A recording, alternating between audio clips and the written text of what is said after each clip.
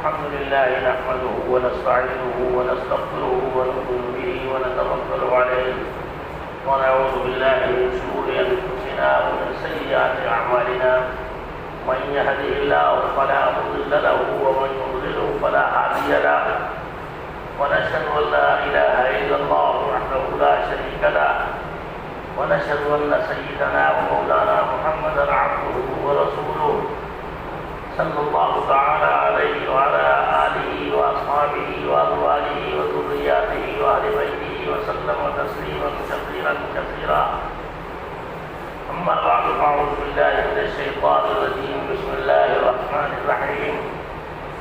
والتين والزيتون وطور سينين وهذا البلد الأمين لقد خلقنا الإنسان في أحسن تقويم ثم رددناه أسفل سافلين إلا الذين آمنوا وعملوا الصالحات فلهم أجر غير ممنون فما يكذبك بعد بالدين أليس الله بأحكم الحاكمين. صدق الله مولانا العظيم.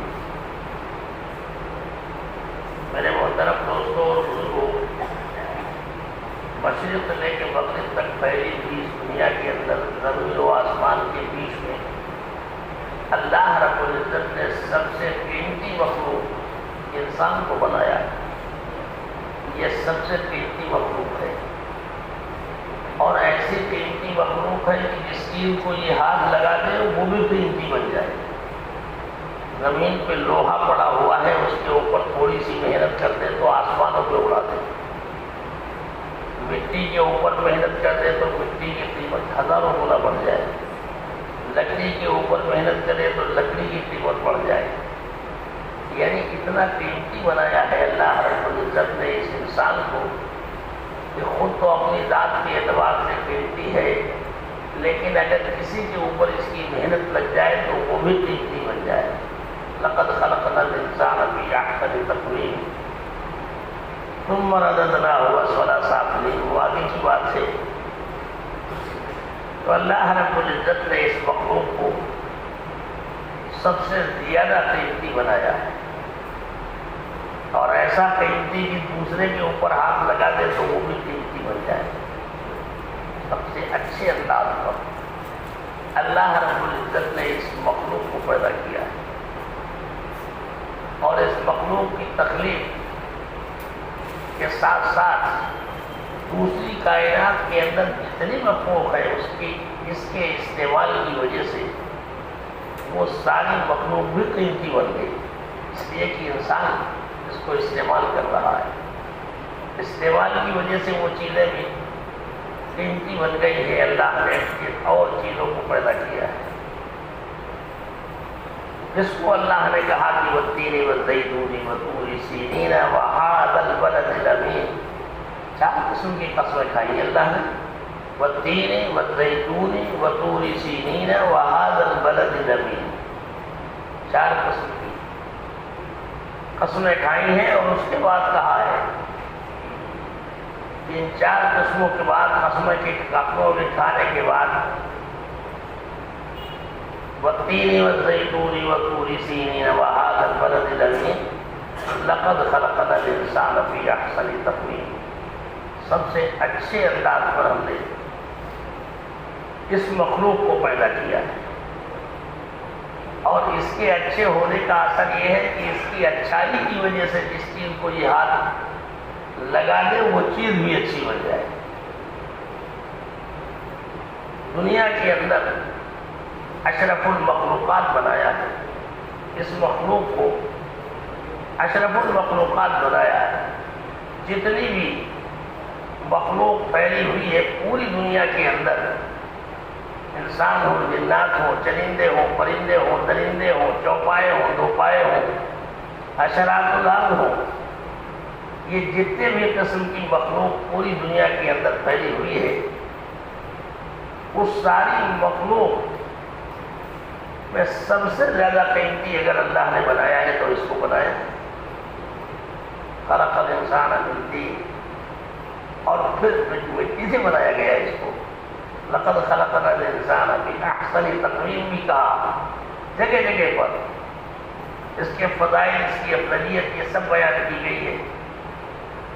اور سب سے بڑی بات تو یہ ہے کہ اس انسان کو اللہ رب العزت نے اشرف المخلوقات بنانے کا مطلب یہ ہے کہ فرشتوں سے بھی افضل بنایا ہے، ملائکہ علیہم الصلاۃ والسلام سے بھی افضل بنایا ہے۔ وقت آیا ہے تو ملائکہ علیہم الصلاۃ والسلام بھی اس کے سامنے آئے ہیں خدمت کے لیے۔ جبرائیل پہنچے اور اس حال میں پہنچے کہ جب انہیں آگ میں ڈالا جا رہا تھا ابراہیم علیہ الصلاۃ والسلام کو، جبرائیل پہنچے کہ ابراہیم ہم تمہارے پاس آئے ہوئے ہیں، ہماری کوئی خدمت قبول کر لو کہ ہم ابھی کام کریں تو یہ ساری آگ جتنے بھی ہے یہ سب ٹھنڈی ہو جائے گی، باقی نہیں رہے گی۔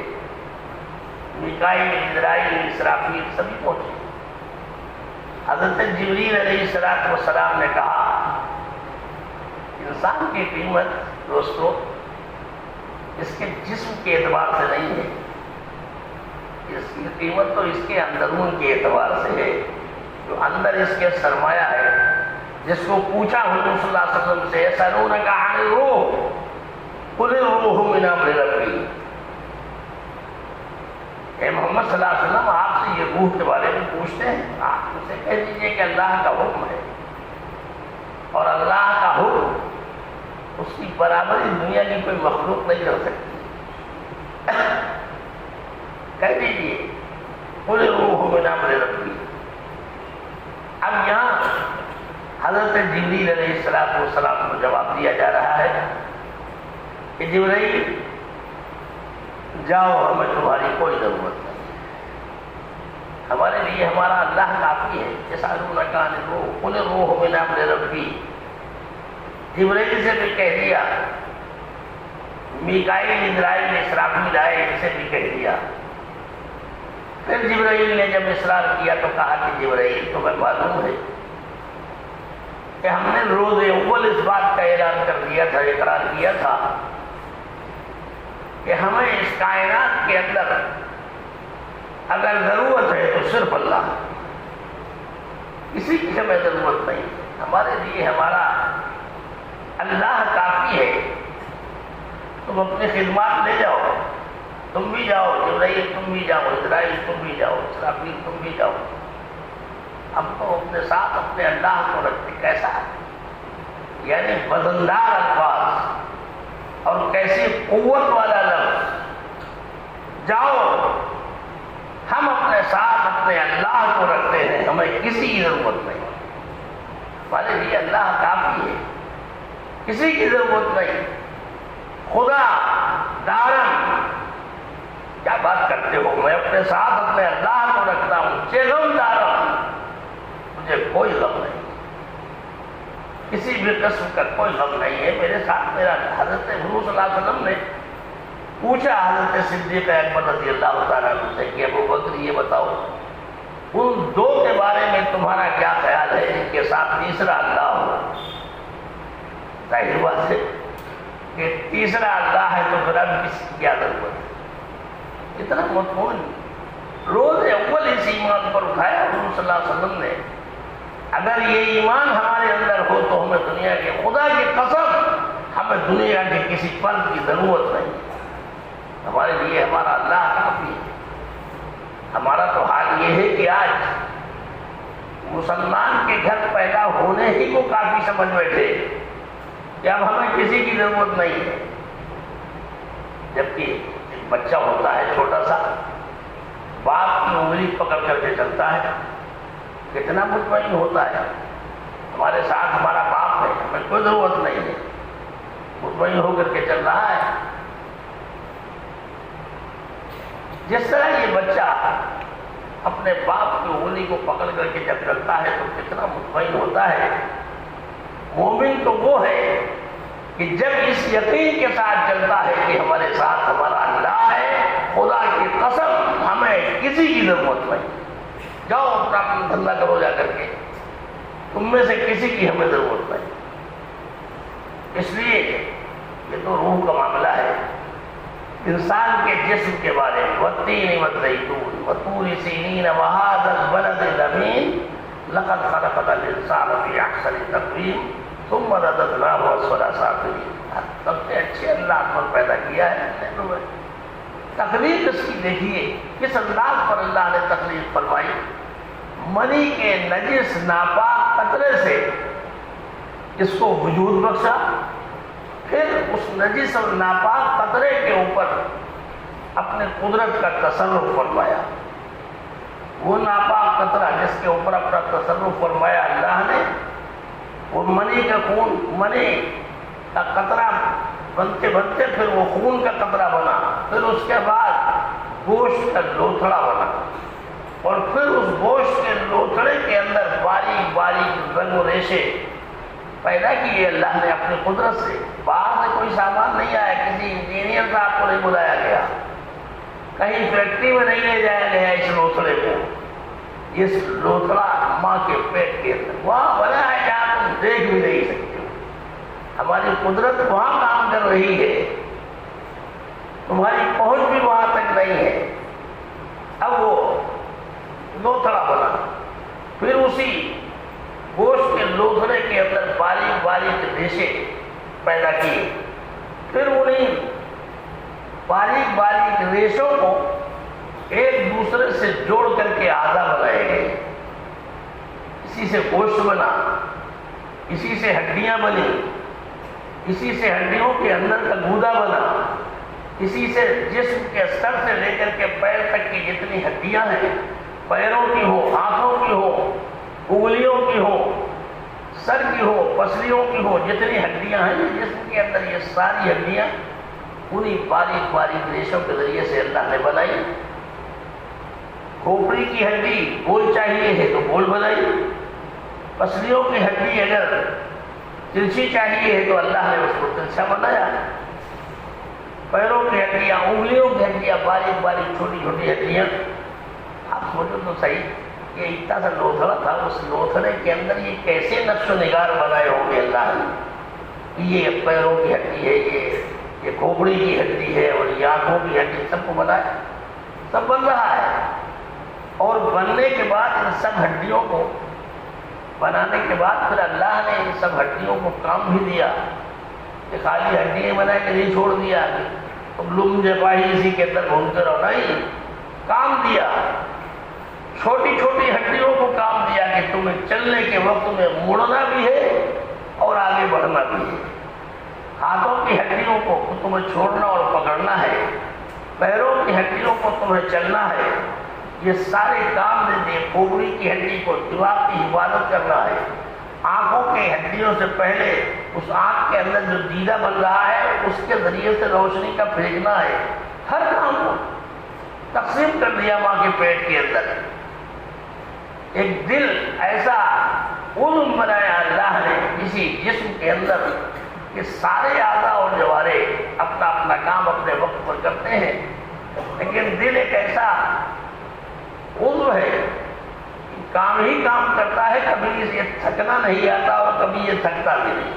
اور سارے اعضاء اور جوارے تو تھک جاتے ہیں، پیر بھی چلتے چلتے تھک جاتے ہیں، ہاتھ بھی چلتے چلتے تھک جاتے ہیں، آنکھیں بھی دیکھتے دیکھتے تھک جاتی ہیں، لیکن یہ دل یہ تھکتا نہیں ہے، یہ تو دھڑکتا ہی رہتا ہے. اگر یہ تھکنا شروع کر دے تو سارا جسم تھک جائے گا، سب سوئیں گے، پھر کوئی آرام نہیں کرے گا.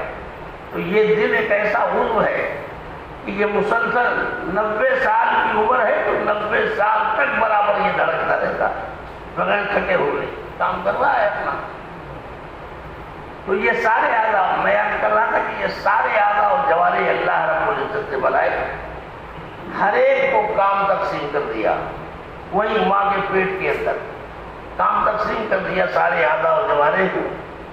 اور کام تقسیم کرنے کے بعد پھر جب ان کے اندر طاقت آ گئی تو دنیا کے اندر بھیج دیا کہ جاؤ، اب دنیا کے اندر جاؤ، وہ تمہاری آرام گاہ نہیں، کام کرنے کی جگہ ہے، وہاں کام کر رہا ہے، یہاں تو کر لیے جو کچھ کر. دنیا کے اندر اچھی سے اچھی مشینیں بنائی جاتی ہیں. ہر مشین کو پریکٹس کے لیے یا مشق کے لیے، جس کو ہم کہہ لیں، مشق کے لیے ہر مشین کو کارخانے میں بھیجا جاتا ہے، جہاں جا کر کے اس کی مشق ہو کہ بس چلا کے دکھاؤ صحیح چل رہی نہیں چل رہی، کچھ گڑبڑ تو نہیں ہے. ہاؤس جاب اس کو کہتے ہیں، ہاؤس جاب کے لیے ان ساری مشینوں کو کارخانوں میں بھیجا گیا ہے، لیکن اللہ نے یہ ایک ایسی مشین بنائی ہے انسان کی کہ اس کو کسی ہاؤس جاب کی ضرورت نہیں ہے۔ یہ بغیر ہاؤس جاب کے سیدھے جا کر کے کارخانے میں دنیا کے اندر آنے کے بعد آپ کو کسی ہاؤس جاب کی ضرورت نہیں ہے، زبان کو بولنے کے لیے کسی ہاؤس جاب کی ضرورت نہیں ہے، ہاتھوں کو حرکت کرنے اور چھوڑنے اور پکڑنے کے لیے کہ یوں پکڑو یوں چھوڑو یوں اٹھاؤ یوں رکھو کسی ہاؤس جاب کی ضرورت نہیں ہے، پیروں کو چلنے پھرنے کے لیے کسی ہاؤس جاب کی ضرورت نہیں ہے۔ دنیا کے اندر آنے کے بعد اللہ کا امر ہے خود بخود یہ چلنا شروع کر دے، پیر چلنا شروع کر دے، زبان بولنا شروع کر دے، آنکھیں دیکھنا شروع، سب اپنا اپنا کام کر رہے ہیں، کسی ہاؤس جاب کی ضرورت نہیں۔ تو آنے کے دنیا کے اندر آنے کے بعد جب اللہ نے وہاں دیکھا کہ مکمل ہو گیا انسان کی تخلیق، اب یہاں مکمل ہو گئی، اب اس کو دنیا کے اندر بھیج دو، تو دنیا کے اندر بھیج دیا۔ دنیا کے اندر آنے کے بعد اللہ رب العزت نے اپنی قدرت کا مظاہرہ فرمایا۔ اس کے آنے سے پہلے اس کے لیے غذا کا انتظام کیا، تو غذا کے بھوکے پیاسے تو نہیں رہو گے، ظاہر بات سے کھانے کی ضرورت ہے وہاں۔ تو دنیا کے اندر آنے سے پہلے ماں کے سینے میں اللہ رب العزت نے دودھ پیدا کر دیا۔ پہلے بھی یہ ماں کے پیٹ کے اندر تھا، دودھ نہیں تھا، ماں کھانا وغیرہ سب کھاتی تھی مگر دودھ نام کی کوئی چیز اس کے سینے میں نہیں تھی۔ اب جب یہ آ گیا تو اللہ نے اس کے آنے سے پہلے اس کے ماں کے سینے میں اس کی خوراک پیدا کر دی کہ میں یہ کھاؤ، اور اس کے کھانے کے ذریعے سے تمہارے جسم کو طاقت ملے گی، قوت ملے گی۔ ابھی تک جب تک تم ماں کے پیٹ کے اندر تھے اس وقت تک تمہاری غذا کا انتظام جو تھا نجس اور ناپاک قطرہ تھا، جس میں اگر لگ جاتا تو دھونا پڑتا۔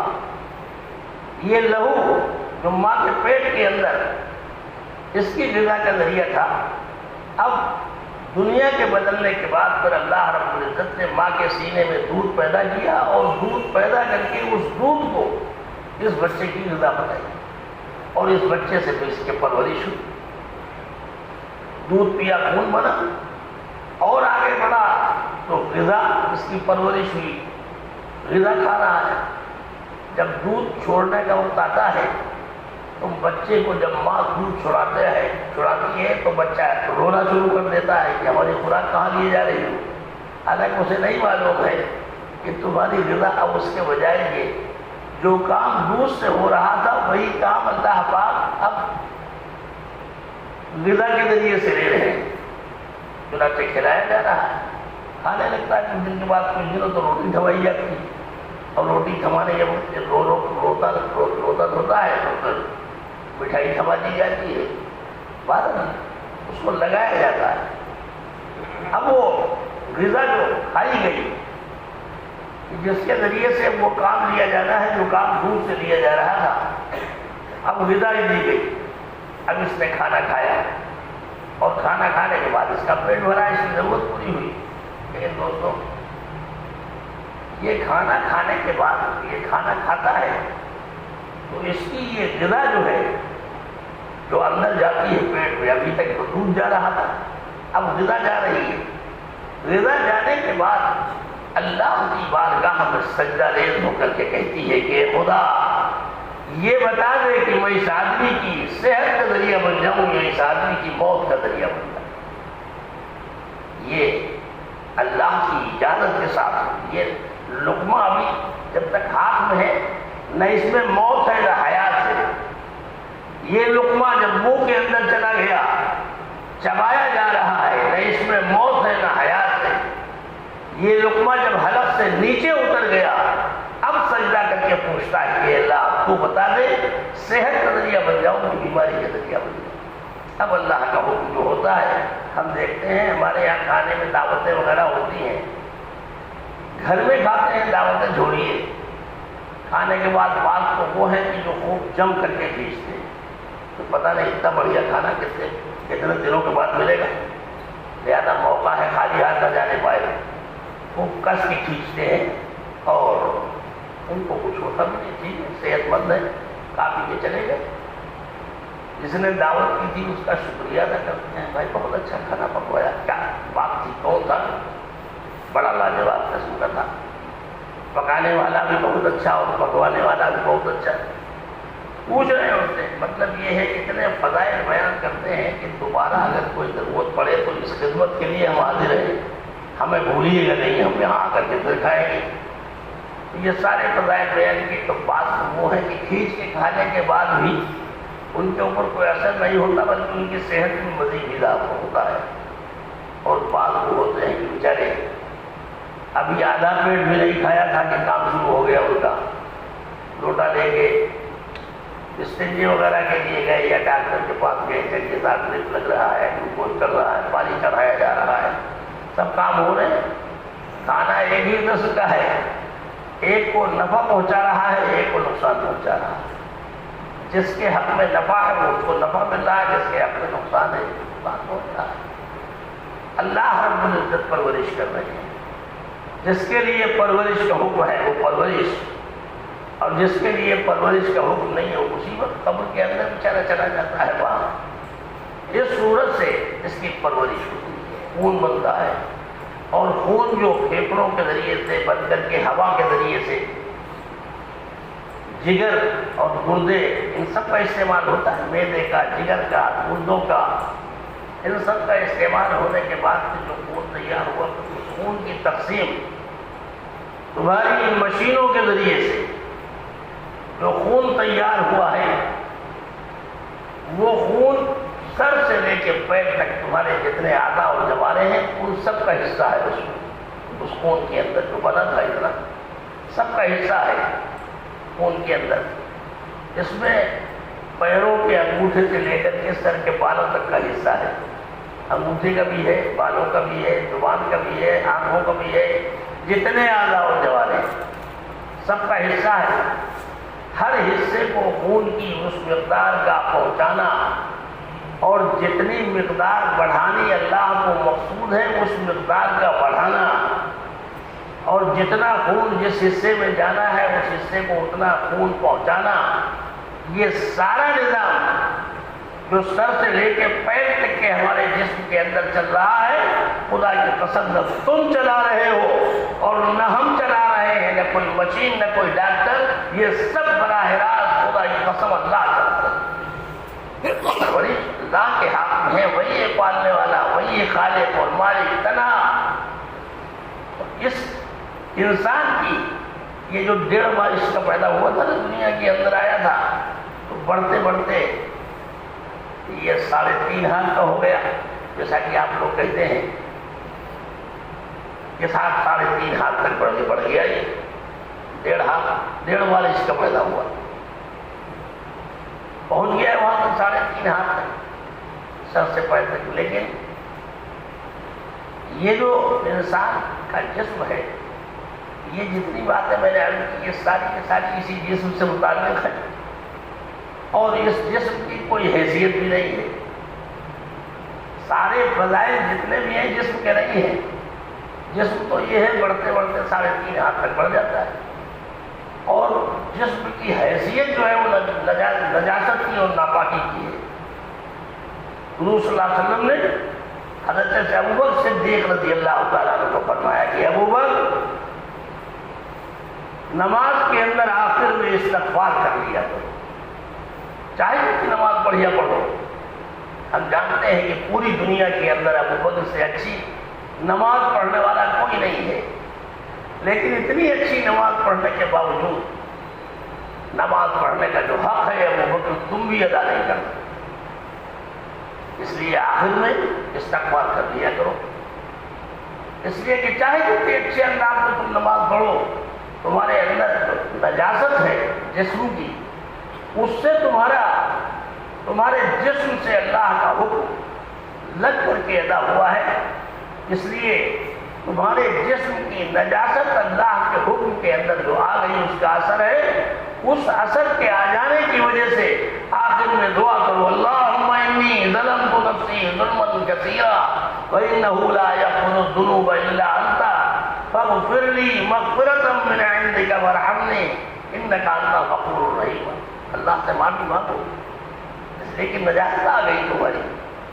اصل جو ہے میں عرض کر رہا تھا کہ اصل جو ہے وہ اس جسم اور اس آدمی کے اندر اصل چیز جو ہے وہ پاکیزگی اور روحانیت جو ہے وہ اللہ کے امر یعنی روح کی وجہ سے ہے۔ یسألونک عن الروح قل الروح من امر ربی، کتابوں میں لکھا ہوا ہے انسان کا جسم تو 3.5 ہاتھ تک بڑھتا ہے، 3.5 ہاتھ تک بڑھتا ہے انسان کا جسم، لیکن روح کا جہاں تک تعلق ہے اس میں لکھا ہوا ہے کہ روح جب بڑھنا شروع ہوتی ہے تو 7 آسمانوں کو پار کرتے ہوئے اللہ کے عرش تک پہنچتی ہے۔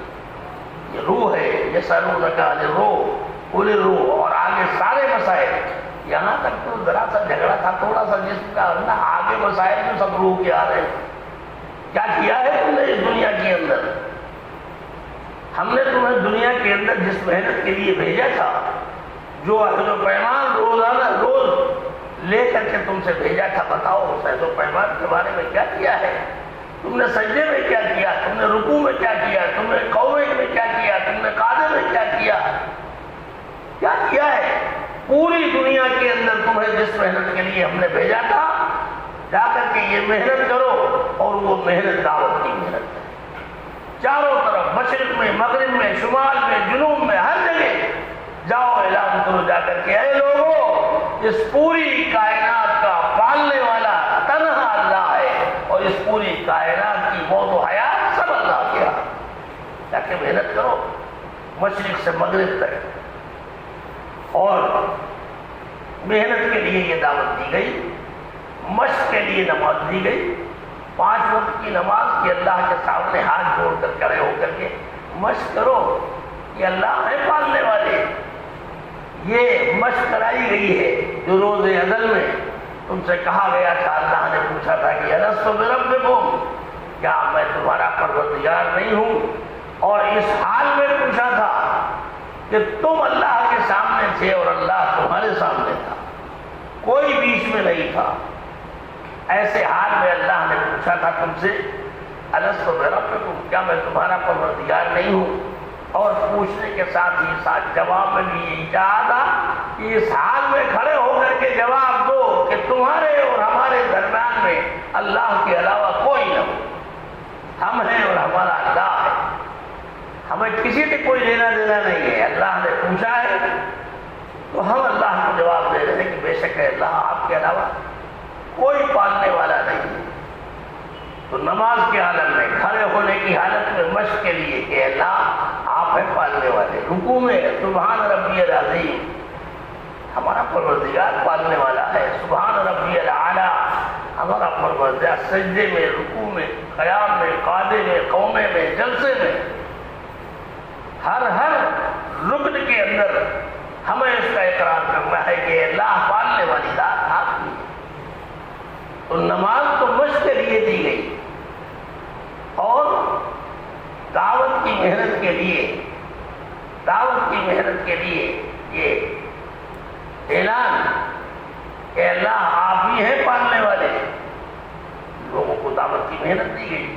اس دعوت کی محنت کو لے کر کے پھرو پوری دنیا کے اندر، تمہیں بھیجا ہی اسی کام کے لیے گیا ہے۔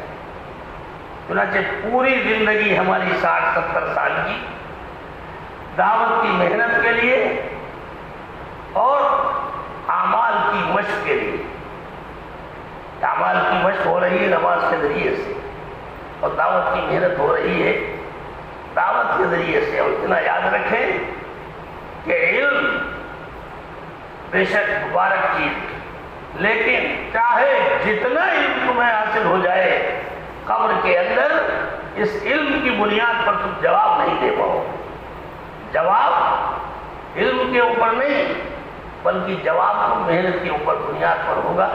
جب پوچھیں گے فرشتے آ کر اٹھو جائے، اٹھو، آ کر کے پوچھیں گے کہاں پڑ گئے، آ کر کے چلو اٹھو، اٹھائیں گے، ایسی گرجدار آواز ہوگی، حالت خراب ہوگی آدمی، سر کے بال آنکھوں تک، سر کے بال آنکھوں تک نہیں بلکہ پیر کے انگوٹھوں تک، وہاں تک آنکھیں بجلی کی طریقے سے چمک رہی، آواز خوفناک گرجدار، اٹھا کے بٹھا دیا، اٹھو جی. ابھی دفن کرنے والے لوگ مردے کو گھر جا رہے ہوں گے اور فرشتے آدم کہیں گے بتاؤ، ٹھوکر والے کو اٹھا دیں گے بتاؤ من ربک کا، کون ہے تمہارا پروردگار؟ روز ازل میں کیا اختراع کیا تھا اور یہاں کیا کیا دنیا کے اندر تم نے؟ رکوع میں، سجدے میں، قیام میں، قعدے میں پوچھیں گے. اب وہ لوگ کہ جنہوں نے دنیا کے اندر اللہ کے دین کی خاطر محنت کی ہوگی، ہر سال 5 مہینے لگائے ہوں گے، 4 مہینے کیا 5 مہینے، زندگی کا بڑا لمحہ اللہ کے دین کی خاطر رکوع میں، سجدے میں، قیام میں، چلو جی چلو اللہ کے دین کی خاطر چلو، قربانیاں دینے کا وقت آ گیا ہے. 4 مہینے بھی لگنے ہیں اور چلہ بھی لگنا ہے، رکوع و سجدہ. اور رمضان کی مبارک مہینے کا مہینہ آ گیا تو رمضان کے روزے بھی لگنے ہیں. اعلان کیا جا رہا ہے چلو. اب یہ جو لوگ جنہوں نے زندگی صحیح روپ پر گزاری ہوگی وہ تو اٹھ کے بیٹھ جائیں گے اور اٹھ کے بیٹھ کے کہیں گے کہ کیا بات کر رہے ہو جی، من رب کا یہ بتاؤ بات کیا تو کہیں گے یہی تو دھندا کر کے آئے ہیں پوری عمر، چلے آئے ہو من رب کا، ارے یہی تو بول کے آئے اور یہی اعلان کرتے ہوئے آئے ہیں یہاں، کیا چاہیے؟ اور اچھا دین کیا ہے تمہارا؟ بتا دیا دین یہ. تمہارے پیغمبر کون ہیں؟ حضور صلی اللہ علیہ وسلم ہمارے پیغمبر ہیں. اب کیا چاہیے تم کو؟ تو وہ یہ کہے گا کہ ہم صحیح جگہ پہ آ گئے. اور حضرت عمر رضی اللہ تعالیٰ عنہ نے ایک مرتبہ حضور صلی اللہ علیہ وسلم سے کیا کہ اللہ کا رسول بڑا کر رہا کام ہوگا، یہ تو ایسے آئیں گے کہ ان کی آنکھیں بھی بجلی کی طریقے سے چمک رہی ہیں، آواز ایسی دھڑکدار وہ تیز ہے کہ جو کچھ یاد ہوگا وہ بھی بھول جائیں گے. تو حضور صلی اللہ علیہ وسلم نے فرمایا کہ عمر تم نہیں بھولو گے، ہم نہیں بھولیں گے. ٹھیک ہے نہیں بھولیں گے تو پھر 2 ہاتھ ہو جائیں گے، دیکھا جائے گا. قبر کے اندر بھی حضرت عمر ہے. تو جب حضرت عمر حضور صلی اللہ علیہ وسلم نے فرمایا کہ عمر جانتے ہو تمہارا جواب کیا ہوگا؟ حضرت عمر رضی اللہ تعالیٰ عنہ کہیں گے کہ اللہ کے رسول آپ بتا دیں ہمارا کیا جواب ہوگا. تو حضور صلی اللہ علیہ وسلم نے فرمایا جب تم سے وہ پوچھیں گے کہ من رب کا، تو تم ان کی طرف جھکتے ہوئے ہاتھ بڑھاتے ہوئے یہ کہو گے کہ ہمارا پروردگار تو اللہ ہے، تم دونوں بتاؤ تمہارا کون ہے. تو اب وہ فرشتے جو ہیں وہ بوکھلا جائیں گے کہاں گئے ہم جواب دینے آئے ہیں لینے آئے ہیں، یہ کون ہے؟ ایک جگہ تو یہ ہے کہ ایک ان میں سے کہے گا کہ معلوم ہوتا ہے ہم لوگ حضرت عمر کے ہتھے لگ گئے، لہٰذا چلو یہاں سے، یہاں اپنی دال جلدی نہیں ہے. تو یہ قبر کا منظر اس دنیا سے گزرنے کے بعد، اور اسی کے اوپر سارا فیصلہ ہونا ہے. قبر کے اوپر ندا آئے گی میرے بندے نے سچ کہا. قبر کے اندر بچھونے بچھا دو، اس کے جنت کی کھڑکیاں کھول دو اور اس سے کہا جائے گا کہ نم کا نوبت دلا رو، سو جاؤ، نئی نویلی دلہن کی طریقے سے سو جاؤ، تمہیں کوئی چھیڑنے والا نہیں. ہو جائے گی. ایک مدت تک ہوتے رہیں گے. اس کے بعد جب وقت آئے گا ان کے اٹھنے کا اور حساب و کتاب کا، تو اٹھائے جائیں گے اور کہا جائے گا چلو اب حساب و کتاب کے لیے. تو یہ جتنے بھی لیٹے سوئے ہوں گے اٹھائے جائیں گے، اچھی حالت میں بھی بری حالت میں بھی. تو بعض فرشتے جو ہوں گے، وہ بعض مردے جو ہوں گے وہ اٹھیں گے اور اٹھنے کے بعد سیدھے حساب و کتاب کی طرف چلیں گے، اور بعض اٹھیں گے سیدھے اللہ کی طرف چلیں گے. تو فرشتے ان سے کہیں گے کہ میاں جو اللہ کی طرف سیدھے چلیں گے ان سے کہیں گے کہ کہاں جا رہے ہو؟ ادھر چلنا ہے، پہلے حساب و کتاب دے دو، اللہ کے سامنے چلو، اس کے بعد پھر مسئلہ حل ہوگا. تو وہ اس زور سے ڈانٹیں گے فرشتے، اس زور سے پھٹکاریں گے کہ فرشتے اچھل کے ادھر کھڑے ہو جا کے یہ کون آ گئے بھائی؟ آج کے دن ہر ایک تو نفسی نفسی کے عالم میں ہے اور یہ ہم کو ڈانٹ رہا ہے. یہ فرشتے اس سوال و جواب کے بعد، ڈانٹ پھٹکار کے بعد اللہ کے پاس جائیں گے کہ اللہ میاں آج کے دن جب انبیاء علیہ السلام بھی لرزاں و ترساں ہیں، اے اللہ آج کے دن بھی کچھ لوگ ہمیں ایسے ملے جنہوں نے ہمیں ڈانٹ دیا، تو اللہ رب العزت نے فرمایا کہ ہاں فرشتوں، ہمارے وہ بندے ہیں کہ جن بندوں نے ہمارے لیے ایک ایک پائی خرچ کر ڈالی، ایک ایک سانس اپنے زندگی کی انہوں نے ہمارے دین کے اوپر لگائی، کیا رہ گیا ان کے پاس؟ اے فرشتوں، انہوں نے سب کچھ اپنا لگا دیا ہمارے اوپر، تو ڈانٹنے کی بات کر رہے ہو؟ یہ وہ لوگ ہیں کہ ان سے حساب و کتاب کی بات کرتے ہوئے فرشتوں ہمیں شرم آ رہی ہے۔ اللہ فرمائے ہمیں شرم آ رہی ہے، کیا حساب کتاب؟ یہ وہ لوگ ہیں، خلفائے راشدین ہیں، صحابہ کرام رضوان اللہ علیہم اجمعین ہیں، ائمہ اعظام ہیں، یہ وہ لوگ ہیں کہ جنہوں نے سب کچھ تو اپنا قربان کر دیا، ہم کائے کا حساب نہیں؟ حساب و کتاب جب ہو رہا ہوگا تو اس وقت یہ مختلف قسم کے لوگ آئیں گے حساب و کتاب دینے کے لیے۔ صدیق اکبر رضی اللہ تعالیٰ عنہ، فاروق اعظم رضی اللہ تعالیٰ عنہ، بات تو وہ بھی ہوں گے جن کے بارے میں کتاب ہے کہ وہ آئیں گے، ان کے پاس بیچاروں کے پاس کچھ بھی نہیں ہوگا۔ آج کے دن اس دنیا کے اندر، اس بھری دنیا میں کچھ بھی نہیں تھا۔ انہوں نے جا کر کے ایک ہاتھ تھا، اپنے ایک ہاتھ سے